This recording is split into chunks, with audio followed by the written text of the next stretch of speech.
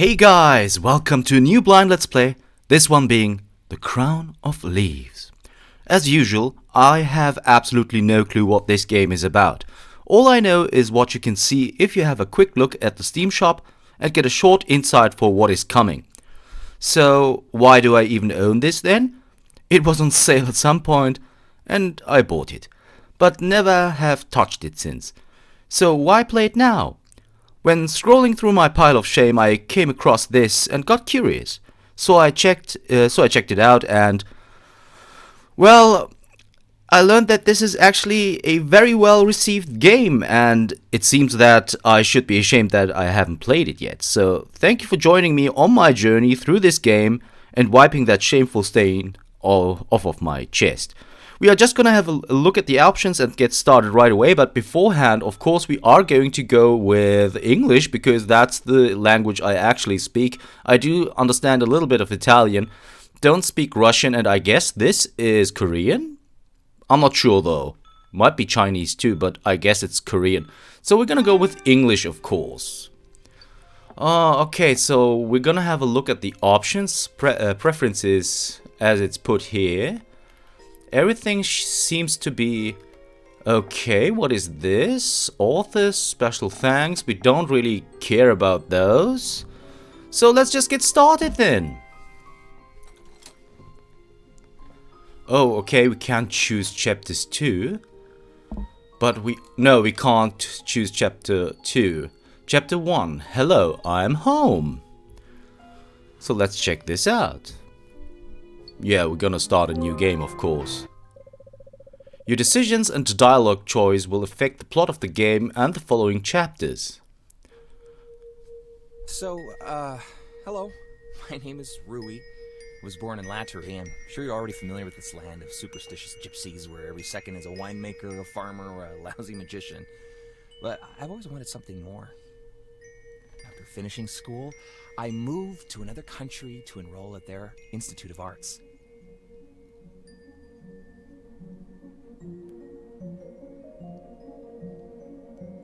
I wanted to become a jeweler, but after studying for only a brief time, I got really bored.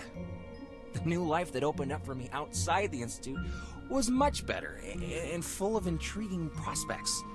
I got so carried away by the country's world of mysticism and ciphers that, I simply couldn't think of anything else. I lost myself in spending weeks at the library, deciphering various historical riddles just for my pleasure. Soon after, I quit the Institute. I made new friends, and I found a job. I was writing for the Paranormal Patrol newspaper and looking for material for my articles.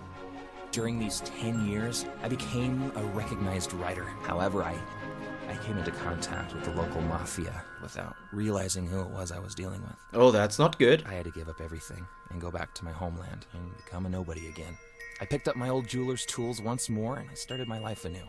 I was fortunate to find myself a high-paying customer soon after, the Black Baron. His sister, by the way, is running our country, and the bracelet that I was going to make the Baron was for his bride. He gave me an extremely expensive and difficult material to work with. Oh, if only I had known the troubles that were already waiting for me here.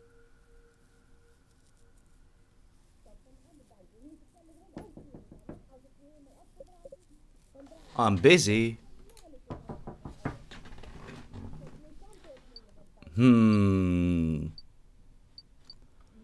gonna go with the first option. I'll repeat myself once more for the deaf. I'm busy. Very busy. Can I stay in here? They're so noisy.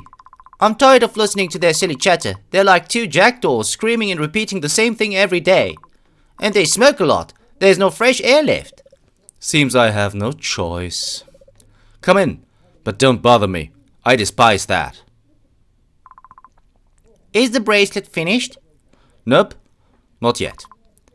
It looks a bit, well, I don't want to be rude, but boring. Okay, stop interrupt. Okay, we're gonna go with the third option here.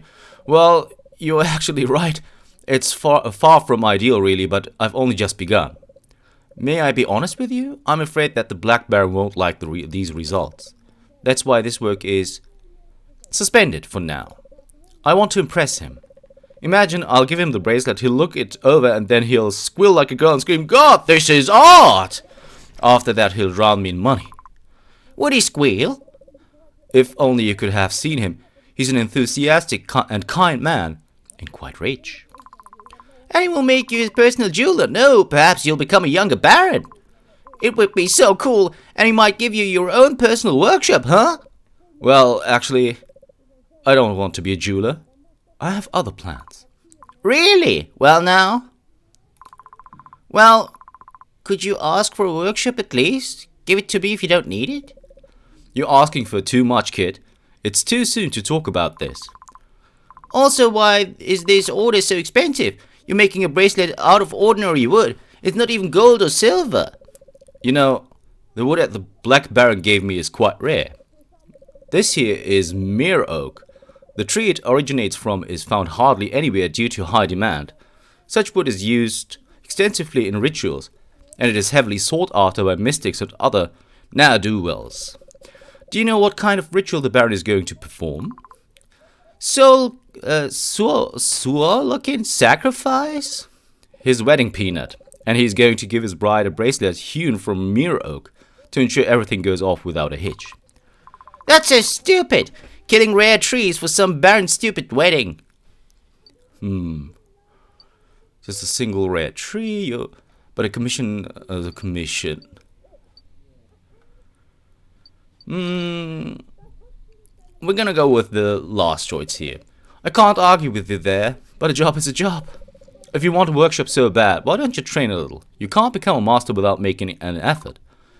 I know, but how could I possibly be able to restart? Here, take this knife. Sharpen the edge on it. May I cut something on the bracelet? No! You better check the box. I believe there's some old sticks of spruce or ash in there. Use them for practice. Really? Can I? Knock yourself out. What the Stein? Oh, come on. Ladies, would you please keep your voices down? I'm trying to work here. Useless. They don't even hear you. Those two women. They're insufferable. I could ask them to get going and do something, but I doubt they'd even bother. Alright, Mindscape updated Serban. Day after day. Okay, so we can do stuff here. What is this? Mindscape. Characters, Roui, general info, blah blah blah. Okay, let's give this a look then. I'm 27 years old and I've already done so many things I'm too ashamed to talk about. My mom thinks I'm the perfect son, and before I went to Nuri it was true. I have a higher education under my belt. It's undergraduate level though. But anyway, years of decoding practice and newspaper work, and I'm very resourceful. Even if someone were to tie me up, put me in a safe, give me a zipper and throw me into the sea, I'll build myself a battle sloop able to sail, fly and shoot raccoons. I need this work, so I really look forward to hearing from you. My letters to Metropolitan Library in the name of Mervari, the Red Baroness. I'm still waiting for a response from these morons. So this is us, huh?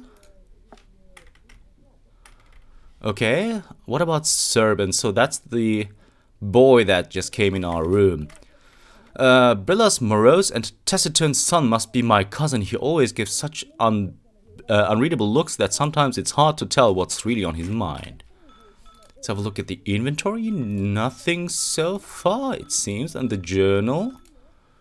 Day after day. Blah, blah, blah. I can't take it anymore. If this continues, I will start to cut quotes from the chatter between Aunt and Mammon on the bracelet. I need to talk to them. Okay. So this is active. We are going to do this, it seems. Okay, let's have a look here. They were giving us such things on the Institute. It's a list of tree species used in Nurian jewelry. Usually they have pretty idiotic names. Interesting. Forget about R and never again. Too expensive. What was that? Okay, I don't really understand, but it's fine. So, Surai constellations are so cool! I hope no one heard me. Oh, mine's get up there. Tsurai constellation. Huh. World of Mortals. Latori, Nuri. Oh, we got more stuff to check out here. General info. My homeland, a country, Latori. My homeland, a country of the endless spaces, dirty roads, and nomadic romance. A classic parba is some not very literate. Education Latori ends in the 8th grade of a school. Man who has a couple of Danes, a Vardo, and a wife with a bunch of kids. He travels with his camp around the neighborhood. Sometimes visits the marquee, the local town, to sell or buy something and to listen to gossip. The life of Marquis Parba is more dynamic, but you should work hard day and night or be born in a wealthy family to move to the Marquis. Those who weren't born in Latori consider it is a country of freedom and opportunities, but for me it's more like a trap from which I still can't escape. And Nuri? Nuri. I love Nuri, though my first year was pretty far from a good time. At first I was proving that I was worth something to the locals. The Nurians are closed people, so they have special requirements for strangers, not always fair. Then I was getting used to the crazy rhythm of life. It's always noisy on the streets, even in the suburbs. Electric wires are buzzing, trams are ringing, phones are ringing, everyone is in a hurry for business. Nuri is considered the scientific center of Shangla for good reason. The most intelligent humans in Sahash from all around the world gather there. But just being smart isn't enough. Money and luck are needed too. As a result, I wasn't accepted to any singlet there here. This is the name for a closed science club. But I found an alternative by doing my business in paranormal patrol. Journalists are also respected in Nuri. World of Immortals, Surai. Okay. Immortal creatures who live within the borders of the flat are a favorite topic for serious scientific articles, science fiction books, and sensations in magazines like Magic and You. I used to collect information about them, even tried to get to the flat to find them. But I didn't, and sometimes I could feel Tsurai are watching me. In some countries, closed cults connected with the immortals still remain. Thanks to them, the rest of the world now know that Tsurai live in clans, for example. Tsurai are not gods and not spirits, but they're very powerful and live by rules inaccessible to the understanding of mortals. It seems that the facts end there.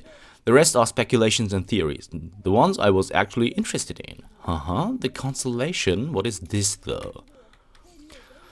Tsurai constellation. Once upon a time there lived some guy, let's say he was a human because it's more interesting.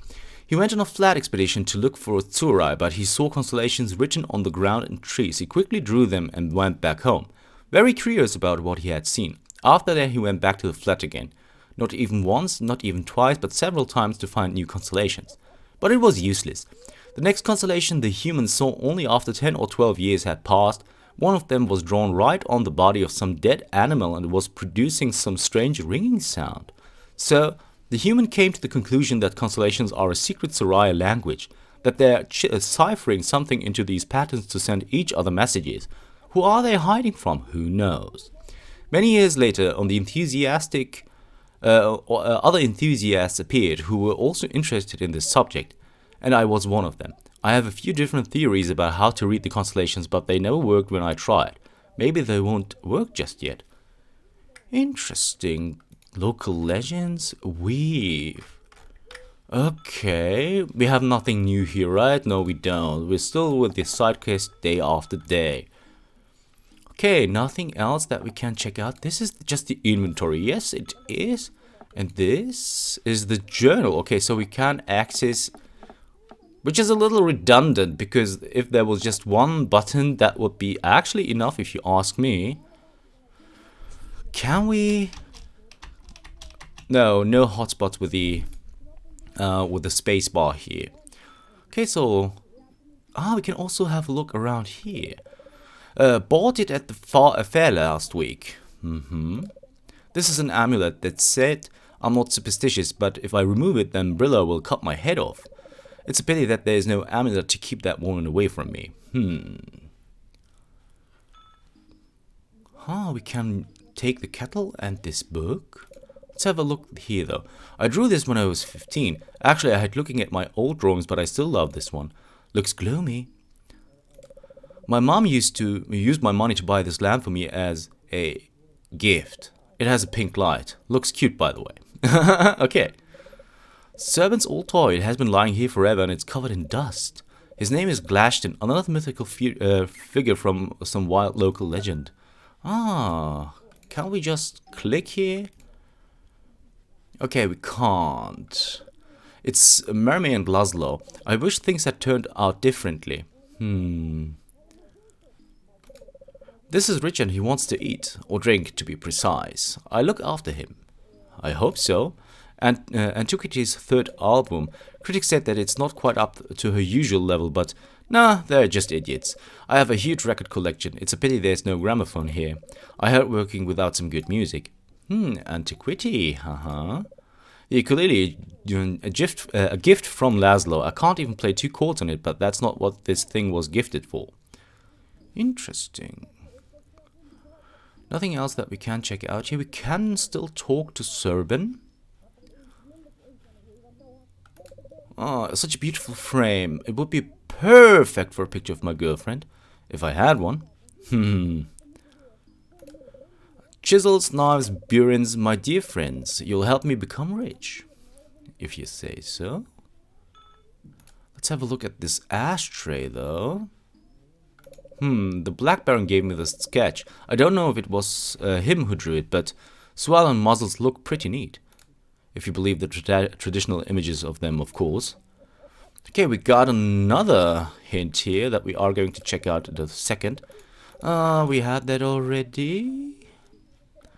There is a schedule here. Uni the 9th. Deadline is closed, but I have enough time to finish the commission. And we can also just check out this bracelet he's working on. This is a powerful artifact depriving me of sleep, appetite, and the will to live. Will I ever truly finish the commission? Let's work a bit. I officially declare that mere oak is the most despicable material in the world. Sometimes the blade goes on the tree softly like through butter, and sometimes it's so hard like if you're trying to cut a stone. Damn, that scratch. I hope I can hide it. Haha. Okay, we'll go to that later. Okay, there is a scratch here. Okay, so let's get out of here. The mere oak card has the price on the front side and a small reference on its back. The jewelry crafting Shangri-La Handyman magazine once planned to make several such collectible cards of different materials. Mere oak was the beginning and mere oak was the end. Such a shame. The jeweler's guide. There's a note on the inside cover to my beloved brother Cariam. Okay, what about this kettle? Wow, it's a kettle. I had forgotten about it. Why haven't I used it? Ugh, mold, it's everywhere. That is why. Yes, I know that some great Nurian Singlithery created a medicine from a mold, I guess. This is all very great and scientific, but that teapot is much more interesting to me than a mold. However, I don't need it looking like this. We got that already. So nothing else we can do here, so let's have a look at mere oak first. Mere oak, general info. Mere oak is quite rare and capricious to work with, as well as insanely expensive. Almost all mere oak groves were cut down about half a century ago, and I've never seen these trees with my own eyes. The guide describes them as a small frozen willows with with sad blue crowns. The trunk is made of a transparent resin, and the real wood, heart of the mere oak, lies hidden inside. It looks exactly like the heart of a living creature.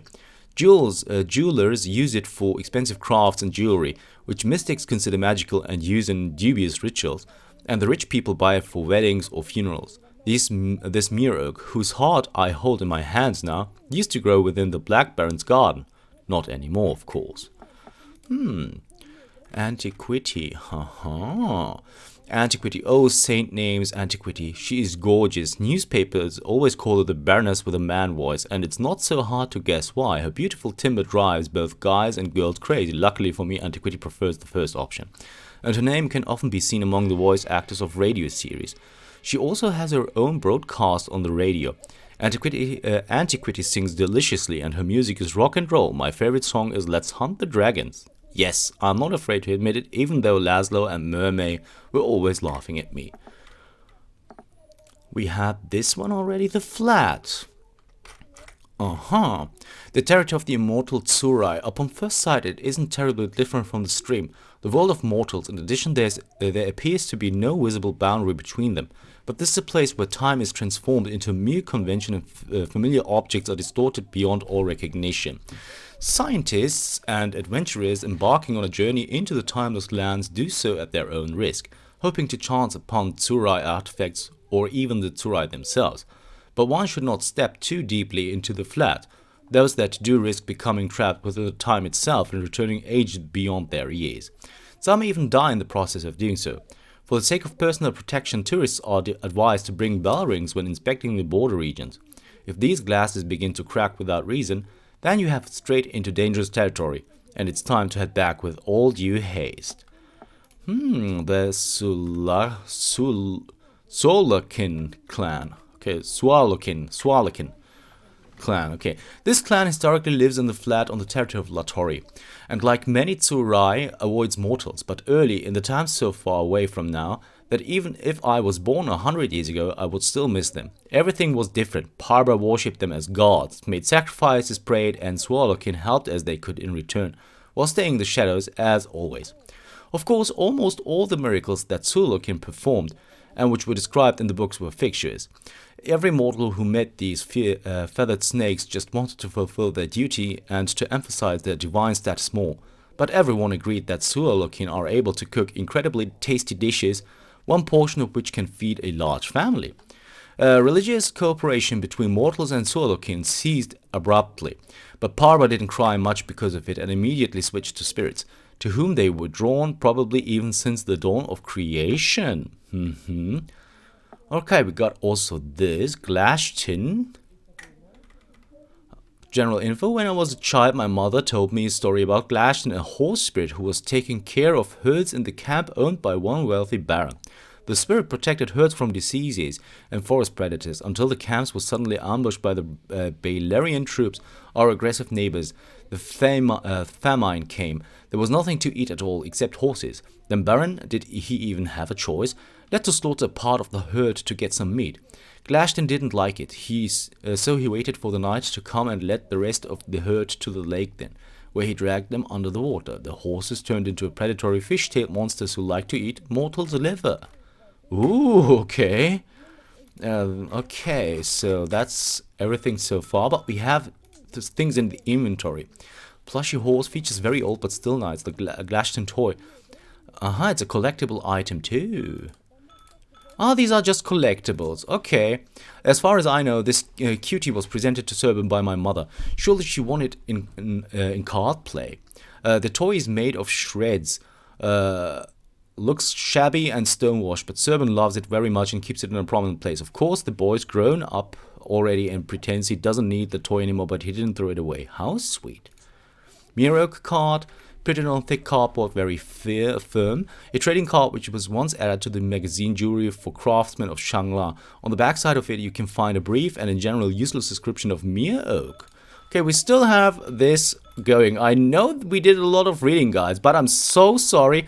We have hit the end of the episode mark. No, we didn't. What am I talking about? We still have some time, so we're gonna talk to Serban once again. We can... okay, he just is going to talk about it, which is fine. It's a gift from Aunt Emerald. You don't have to tell me that. I was near that card table when she got into her head to win this toy. It was an epic tournament, right? Nah, Mama took her rivals down in 2 seconds. Wow! And why didn't she win something really cool like a golden sword or a new Vardo? No one wants to risk such values, my friend. No one except her. Okay, let's talk about your eye. We got a new update here. By the way, how's your eye doing? What about it? Don't answer a question without a question. With a question. I want to know if you are getting better or not. I'm not sick. When will you take off that eye patch? Why should I do that? I forgot that you just got back and haven't heard about this. I was walking through the woods and tripped on the ground. There was a sharp rock or maybe a twig. I lost my eye, and it would be better if I leave this patch over it. I know a good artisan in the Marquis. He makes glass prosthetics. I can introduce you to him. Wow! But, nah, I don't want it. Are you scared? Girls won't like it. It will be staring at the same point all the time. Besides, my eye patch looks pretty cool. Alright, but if you change your mind, just remember that I can take you in the Marquis anytime. Thanks. Tell me about yourself. Hey kid, what are you planning to do after school? You know, I'd like to be jeweler like you or my dad. But I wouldn't make jewelry for girls, only for guys, and not wooden ones, but metal so you can stick it in your nose, lips, or tongue. Arrgh! Wow. But honestly, do you really want a piece of iron in your tongue? It hurts. I'm not afraid of pain. Yes, you have a great future, Peanut. So, why jewelry? Am I your role model or something? Oh yes, well, actually no. One day I went to the Marquis and I saw a master jeweler there. He was making some strange things for the nose and tongue. That was awesome. He saw me watching and asked if I wanted to become his apprentice. And your mother doesn't mind? She hates my guts. I cannot imagine she'd be happy to see another jeweler in her house. Mom doesn't know anything about my plans. That's good. Don't tell her. How's your brother doing? Not bad, I guess. He's enjoying a life of doing almost nothing and he never has time for me. Well, if that's all... Yeah, that's all. We talked about everything. So let's go back here. We have something new to check out on Serban himself. I noticed that Serban is a bright eye when he looked at my desktop on jewelry tools. It all became clear to me right away. The boy has a dream. I'm not familiar with this dream, but even touch it. Even though I do it without any interest, Serban admitted that he would very much like to follow in the footsteps of his late father and my colleague by becoming a jeweler maker, but he's sure that his mother won't approve of such a hobby. Alright guys, I'm really sorry. We will leave this room on the next episode, because we have hit the end of the episode mark for sure this time. So if you want to know what's going to happen, you'll have to tune in next time for The Crown of Leaves. See you then.